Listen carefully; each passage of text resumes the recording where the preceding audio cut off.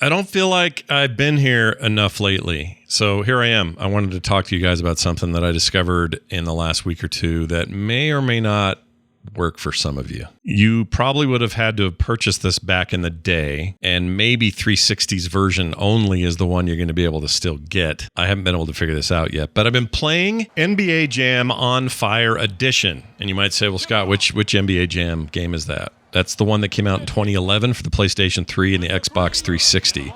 And it was a digital-only release. No discs that I'm aware of. If they exist out there, someone let me know. I couldn't find them. And the only reason I know about it right now is because I unearthed it on my Series X. I was like digging around. What games do I own? What games does Microsoft think I own from a long time ago?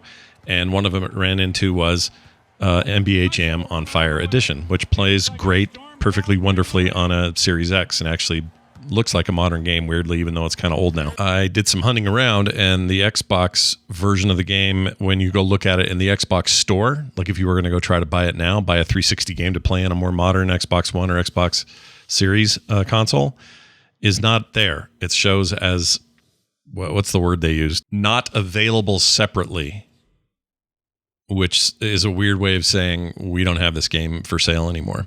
So I don't know what the deal is there, but it looks like it's not even a thing you can buy outright if you don't already own it. And I couldn't find anything in any of the PlayStation stores or any reference, in fact, to the idea that that is still available to anybody who has a PlayStation.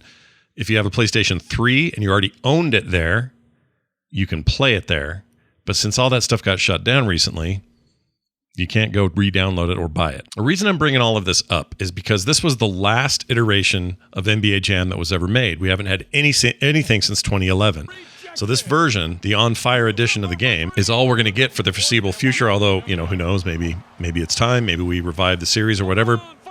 And for those not in the know, you should probably know this by now, but NBA Jam is a famous version of a 2-on-2 arcade classic where you played NBA players against each other, and it was a total blast and ridiculous, and it ate your quarters, and it loved you because you put so many quarters in it, and it was a very unhealthy relationship in the arcade.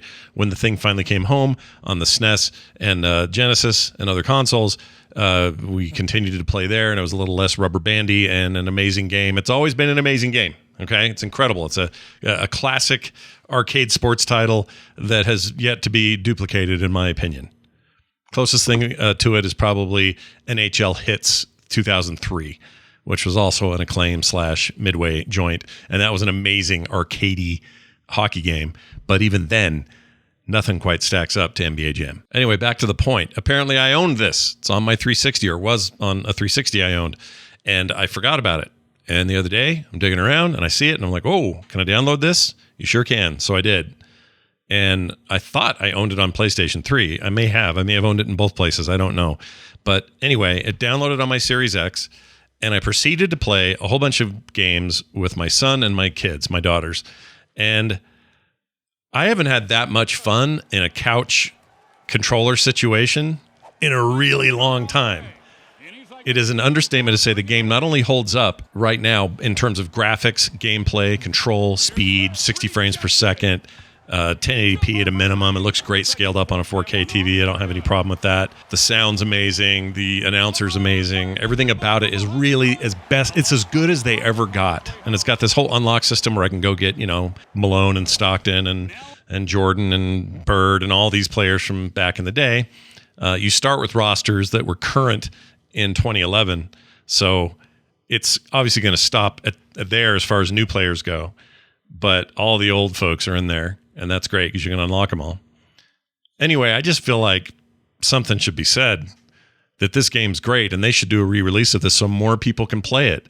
As happy as I am to know I can fire it up on my Series X and have a good time, I think it sucks that you can't buy this game in any other way. And if you've been sitting there like me going, man, what is it on my console that I can sit on a couch and play with my kids or my friends and have as much fun as I've ever had with a console, with a controller in my hand, playing against somebody else, laughing to the point of tears. Like, when's the last time that happened to you? It's been a while for me. And I can't believe how well NBA Jam On Fire Edition did that for me. It's really great. So this video is kind of, here's the thing. The video is for people who are just curious about NBA Jam and where things ended up. This video is for people who maybe own it and forgot they had it, and they should go fire that thing up on their modern console. Again, I can't speak to I have a PlayStation 5, but I can't find this thing anywhere in there, and I can't find it online either. So I think that may be lost to the ages.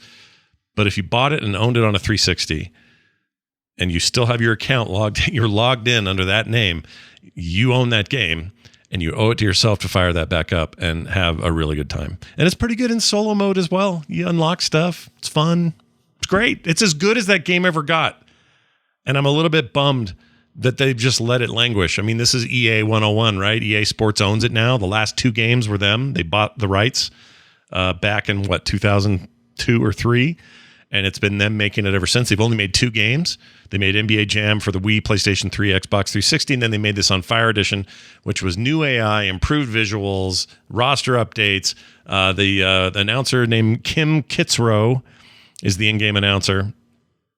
For a while there, in NBA Jam Extreme back in, I think, that late 90s, they had Marv Albert doing it. So that's changed a bunch over time. This guy's awesome, though. I think he may be the original dude.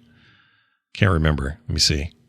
Yeah, Tom Kitzrow. First time he came back since 1993 when he did the play-by-play for the original arcade release. So I'm just saying, if you can get it, get it. And leave some comments about how rad you think NBA Jam is and why EA is stupid to let it languish like this. And I don't want to see, I know there's a mobile game. Don't even talk to me about that thing. Don't give a crap. I want a new game. I don't even know if I want a new game. You know what? Re-release this. Give it 4K natively. You don't have to do much else. It looks amazing. Plays great. Animates great. I'm not used to games from 2011 looking this good. And it's, it's a simple court and it's crowd and it's players. So it's not that big a deal visually, but it really holds up. So if I seem excited, it's because I am.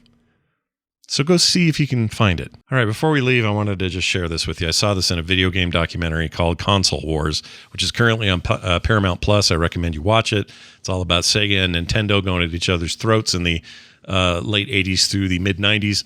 And we kind of know how that all turned out in the end, but it is fascinating. Anyway, there was this moment that I had to capture. I don't remember what game this is from. I know it was on Sega hardware. That's all I know. It's weird as hell. Enjoy. Welcome to the Fight Palace.